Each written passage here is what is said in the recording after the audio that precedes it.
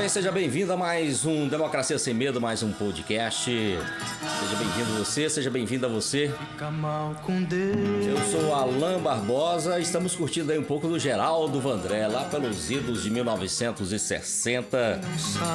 Geraldo Vandré que com a sua voz, sua música, enfrentou a ditadura militar. Fica mal com Deus. Já tá aí na telinha com Pedro Gontijo, nosso companheiro de todas as quintas-feiras. Pedro Gontijo, como é que faz pra ficar bem com Deus, hein? Pedro, o Geraldo Vandré já deu a dica de quem fica mal. Tudo bem, Pedro? Tudo bem, Alain. Tudo bem. Espero que esteja tudo bem com você e com todos aqueles e aquelas que interagem aqui conosco no Democracia Sem Medo e que estão pelo Brasil afora, tocando as suas vidas, né? Estão aí também lutando para ficar bem consigo, ficar bem com os outros e ficar bem com Deus. Muito importante ficar bem com Deus. É verdade que nos últimos tempos a gente tem visto muita gente utilizar o nome de Deus, utilizar a religião para fazer as pessoas ficarem, de alguma maneira, de mal umas com as outras, né? Mas isso aí já é uma história que a gente pode aprofundar mais. Pedro, inclusive assim, você, na época da campanha eleitoral do ano passado, de 2022, eu lembro de alguns casos bem emblemáticos, E esse ano tinha até parado um pouco, mas recentemente teve um pastor aqui de Brasília que fez uma declaração aí muito pesada. Vou até resgatar um pouquinho do que o nome dele, né? Tem aqui escrito, é o pastor Anderson Silva, líder da igreja Vivo por Ti. Ele participando de um podcast, ele falou que pediu para Deus arrebentar a mandíbula do Lula e jogou uma praga em cima dos ministros do Supremo Tribunal Federal. Bem, ele argumentou utilizando carta de Paulo. Ele achou lá seus argumentos bíblicos, viu, Pedro? Na verdade, a gente sabe que todas as grandes religiões, elas na verdade são religiões que pregam o amor, né? Todas. Mesmo que você tenha no meio delas algum outro grupo que não compreende aquilo que é a essência da mensagem da própria religião, e começa a pegar alguns trechos específicos, que nem sempre são os trechos mais coerentes com aquilo que é a mensagem central, e transforma isso em mensagem de ódio, né? Em pregação de ódio, de divisão, né?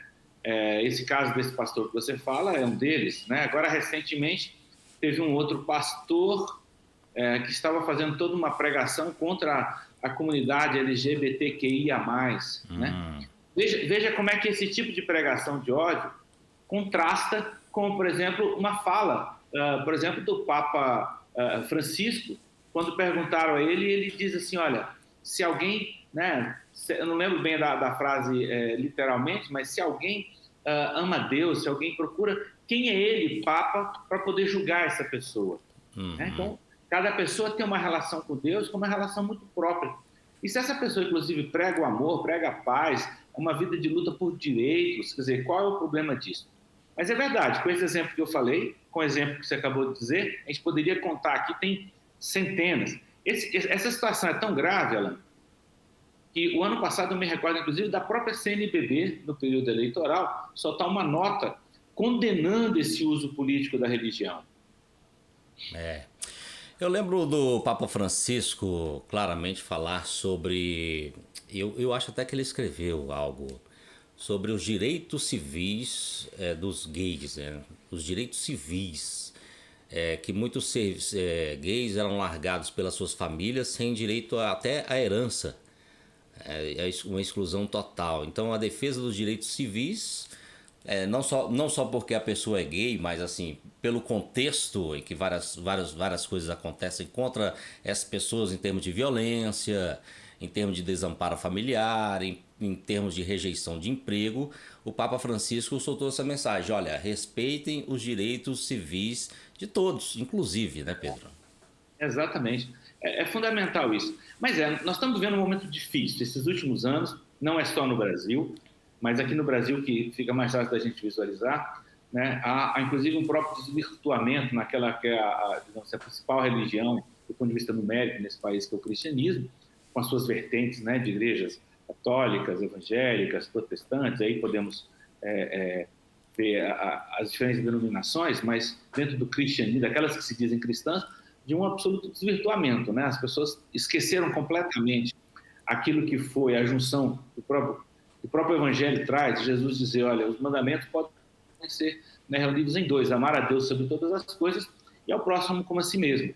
E aí vão atrás de trechos, ainda do Novo, do Segundo Testamento e do Primeiro Testamento, onde talvez tenha uma imagem de Deus em algum outro trecho que combina melhor com aquilo que a pessoa está querendo. É uma ideia de... é um Deus self-service. A pessoa vai lá e pega o Deus que ela quer, do jeito que ela quer, dentro do texto bíblico.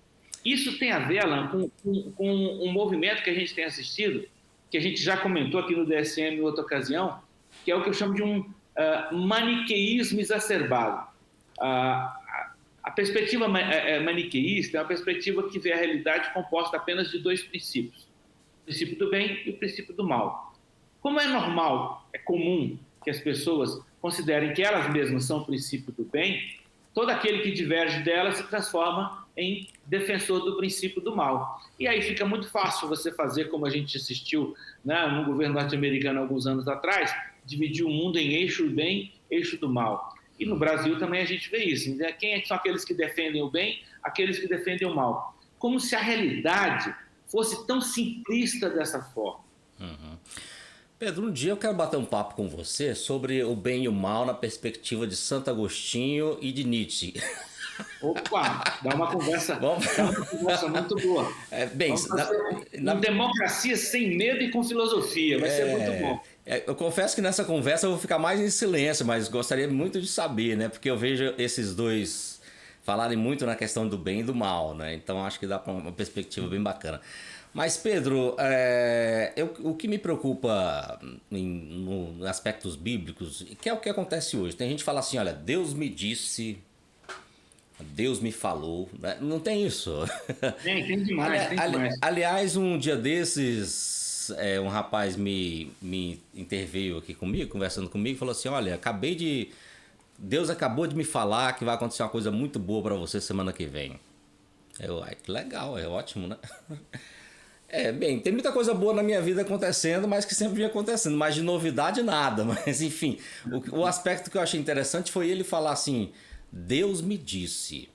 E no Antigo Testamento tem muito isso de Deus mandou isso. E a gente, eu desconfio se realmente Deus está mandando aquela pessoa fazer isso, como por exemplo na hora que manda agir com violência, Pedro. Exato. Na verdade, eu estou falando... se tem uma coisa da qual quem estiver nos ouvindo, nos assistindo, é importante ter claro o seguinte, olha, Deus tem bom senso. Não tenha dúvida de que Deus tem bom senso. Então, a mensagem divina, isso em qualquer uma das grandes religiões, é sempre mensagem de paz, é mensagem de amor. Né? No cristianismo, então, mais ainda. Então, no cristianismo, qualquer trecho da Bíblia que alguém queira pegar e fazer um uso, precisa verificar se aquilo que acontece naquele trecho é algo absolutamente circunscrito a um momento, a uma questão cultural própria da época, daquele grupo, e se isso de alguma maneira está coerente com o princípio básico que eu acabei de falar, né, do Evangelho. É importante, Alan, a gente ter claro assim, que a fé tem implicação política. A gente não existe separação, não dá para fazer uma separação, como talvez alguns outros gostariam, entre fé e ação política, porque a compreensão que nós temos de Deus e do que Deus quer que nós façamos no mundo, essa compreensão leva a gente a encontrar quais são as formas de presença no mundo, aos nossos modos de vida no mundo, né? Então, na verdade, não pode haver dicotomia entre a fé e a ação política. Essas coisas vão ter que estar meio unificadas, porque, por exemplo, se eu acredito que Deus, por exemplo, vamos pegar no caso do cristianismo, em que os cristãos rezam lá o Pai Nosso. Se eles acreditam que Deus é Pai e é Pai de todos, então todos são irmãos. Se todos são irmãos, a gente não pode permitir uma sociedade que tenha tamanha desigualdade como a que nós temos.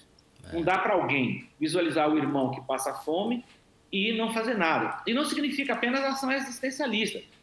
Essa compreensão de um Deus que é Pai e de que todos são irmãos, e a gente poderia pegar ainda outras compreensões religiosas, mas pegando só essa, deveria levar as pessoas, então, a uma ação mais solidária, inclusive de transformação das estruturas sociais e políticas da sociedade para que elas promovessem mais a igualdade.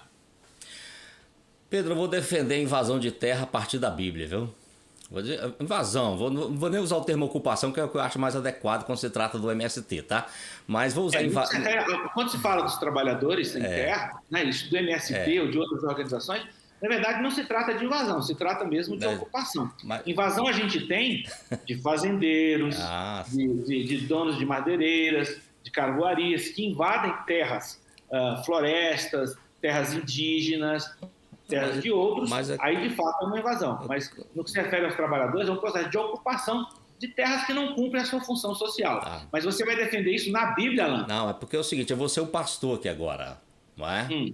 E vou defender... Eu vou colocar o termo invasão porque é o que eles usam, tá? Tá bom? Então, assim, vou defender invasão com a Bíblia, não é? Irmãos, Deus é a favor de que se invada terras. Inclusive Moisés saiu com o povo do Egito e chegando com Josué à frente de Canaã, Deus falou assim para Moisés e para Josué: ocupem que essa terra aqui eu dei para vocês. Não é? Não é? Eu falo assim, você pode utilizar a Bíblia pro que você quiser. Se você pega um trecho, você joga aí. E, na verdade, o que houve, na verdade, o povo de Canaã que se exploda, não foi isso? Com certeza. Não, isso que você falou de fazer uso da Bíblia para qualquer coisa, pode fazer. Não é à toa que muita gente, tem muito pastor político que substituiu o amai-vos uns aos outros pelo armai-vos uns aos outros, né? Então, da mesma forma, também a gente poderia utilizar nesse sentido de certas ocupações da terra. Até porque, digamos assim, se Deus estava preocupado com o seu povo e viu que o seu povo tem direito à terra, mas a gente tem que sempre lembrar, e aí você trouxe um elemento que é legal para alguma análise sociológica do que foi aquela ocupação da região chamada da Terra Prometida, e lá já haviam povos, né? Às vezes, então, na cabeça de quem pensa assim, é aquela visão também meio colonialista, né? É igual o povo que, por exemplo, que explica a história do Brasil, dizendo que o Brasil começa com a chegada, né, dos portugueses aqui, e esquece que há milhares de anos nós já tínhamos aqui milhões de habitantes, né, residindo nessas regiões, que eram as populações indígenas, algumas das quais foram completamente dizimadas. Ô Pedro, eu vou soltar aqui rapidinho um trecho curtinho de uma fala. Eu não vou mostrar a imagem, mas só a fala. Sim. É de um senhor vestido com farda militar do exército. Ele se disse capelão, se apresentou como capelão para um grupo de bolsonaristas. E ele usa a Bíblia de uma forma muito violenta. Escuta aí. Vocês, que Deus abençoe vocês. Na Bíblia, em 1 Samuel, fala que Deus mandou que Samuel fosse até Saul e ungisse Saul como rei. E aí disse a Saul: ataque os amalequitas, matem todos, inclusive as mulheres grávidas, transpassem a barriga, a espada na barriga, porque o que está ali é filho do demônio. Nós temos que entender que esse povo de PT, de pessoal que vier para a rua, são filho de demônio. Eu sou um pastor, sou um capelão, sou um capitão, sou um marmetista. Eu vou pegar na arma, porque esses demônios, eu vou matar todos eles. Pois é, eu pensei que Deus era contra o aborto, viu, Pedro? Aí ele manda meter a espada na mulher grávida aí também. Eu não tô entendendo mais. Alan, é estarrecedor uma fala como essa, né?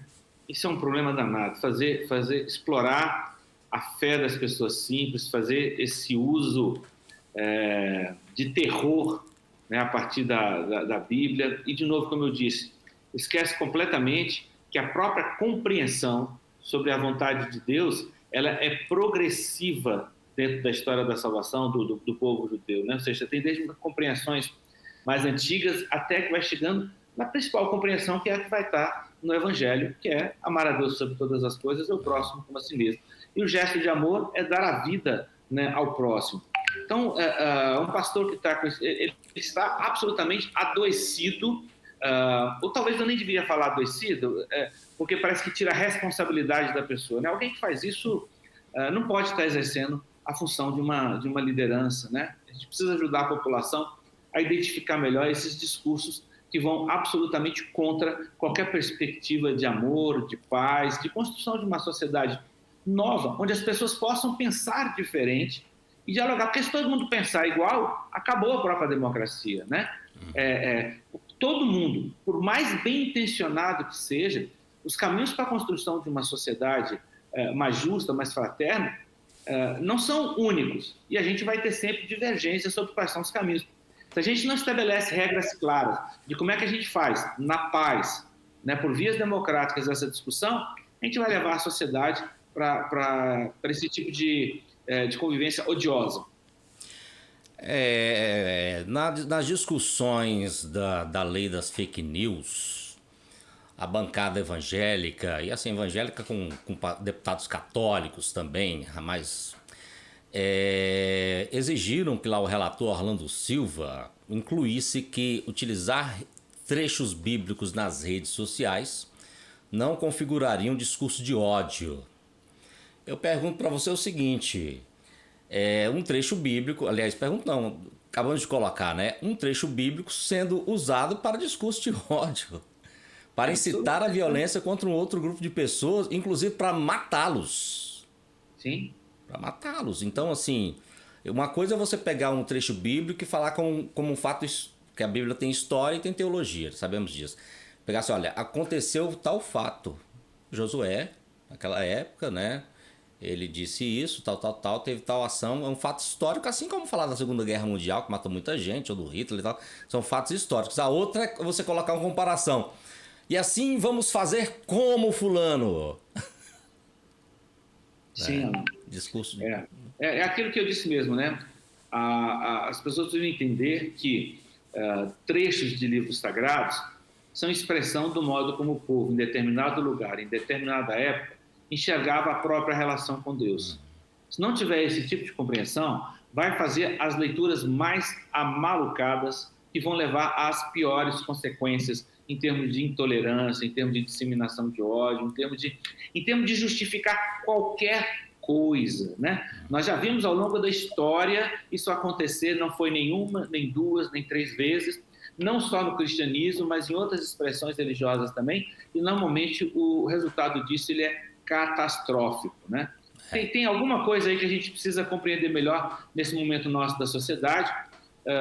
Inclusive eu diria que boa parte disso talvez tenha a ver com a sociedade capitalista na qual a gente vive, onde há uma exacerbada pregação de individualismo, de egocentrismo, né? E ao mesmo tempo uma sociedade que prega para as pessoas uma busca sem freios do prazer, e ao mesmo tempo uma sociedade tão desigual que impede a imensa maioria da população poder sequer consumir os bens culturais, os bens materiais que o tempo todo a propaganda estimula, né? E aí eu acho que com isso casa com esse tipo de leitura tacanha de textos sagrados e produz esse caos e esse problema todo que nós estamos vivendo atualmente de disseminação de ódio. Só para a gente encaminhar para o encerramento, ainda falando desse capelão, até falei da questão aí do aborto, porque no mesmo contexto ali, ele achou a justificativa para utilizar uma arma, porque, segundo ele, Deus mandou pegar a espada, né? Pegar a espada para matar o oponente, né? Mas ele não viu que ali Deus estava falando também, né? Segundo a leitura, que Deus também falou para abortar, para matar. Matar o menino no ventre da mãe não é matar? Né? Abortar? É abortar também. Então, assim, pode-se pegar esse trecho também pro lado contrário, então, né? Poderia questionar a pessoa, então, quer dizer que determinado grupo pode, determinado grupo não pode? Como é que é isso? Então, o princípio não é mais de defesa da vida?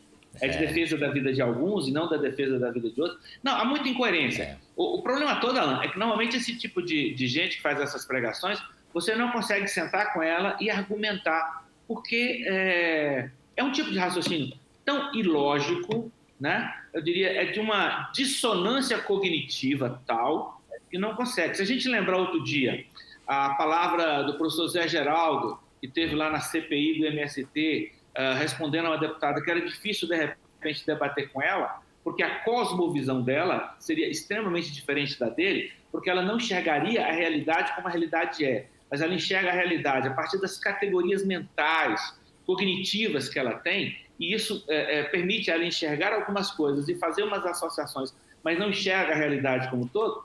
Esse tipo de pregação, como você colocou o áudio para nós agora há pouco, e outras tantas, mostram a mesma coisa. É uma cosmovisão tal que impede as pessoas de enxergarem a realidade.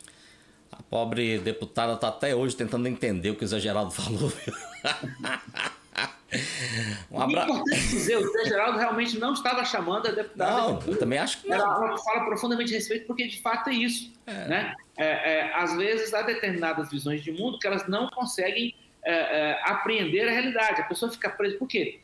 Quando você tem determinada visão de mundo, isso te dá uma maneira de ver a realidade, de organizar a realidade na sua cabeça. Aí, se isso faz sentido para você, tudo aquilo que destoa do que faz sentido para você, você começa a achar que você é o que é do bem, o outro é o que é do mal. Você é o que está certo, o outro é o que está errado. Entendeu? Quer dizer, você vai classificando toda a realidade a partir dessa visão de mundo que você tem.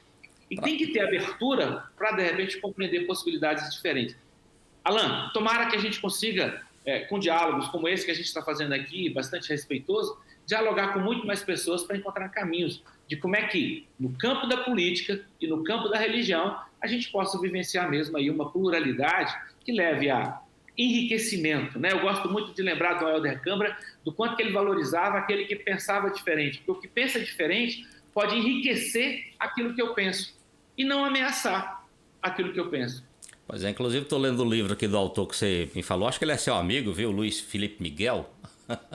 É um colega professor da Universidade de Brasília. Você me mandou eu seguir ele nas redes sociais e acabei tendo que comprar o livro, viu, Pedro? Ótimo, muito bom. Mas ele fala justamente... Ele é um excelente pesquisador. Ele fala, num dos capítulos aqui, justamente da questão do conflito como importância para a democracia. O conflito é esse conflito, né, de divergência, de luta, enfim. Tem que fazer parte de um contexto e tem que ser saudável. Saudável, assim, às vezes o conflito não pode ser visto de forma passiva. Conflito é conflito, e às vezes dá uma pesada maior, mas enfim. Mas aí que tá, a resolução do conflito, o conflito ele é bom, o conflito é interessante, o conflito faz parte da vida. Se a criança, à medida que crescesse, não se encontrasse em conflito, não ficava adolescente. Se não ficasse em conflito com a própria existência, não ficaria jovem, adulto. Quer dizer, o conflito é algo bom. O como a gente resolve os conflitos é que é fundamental. Ultimamente eu tenho tentado trabalhar, até em função desse contexto, Alan, tenho trabalhado muito sobre a comunicação não violenta, né? Que tem outras bases, mas que é isso, que é a tentativa de como é que a gente consegue estabelecer relações saudáveis a partir de uma perspectiva de não violência. Ótimo. Um abraço, Pedro, até a próxima. Um abraço, Alan, e para todos e todas aí que interagem conosco. Valeu, obrigado aí pela sua audiência. Assine o canal, comente aqui o que você achou dessa nossa conversa. Compartilhe também o nosso canal para quem você conhece aí. Obrigado, até mais, Pedro, até mais todo mundo.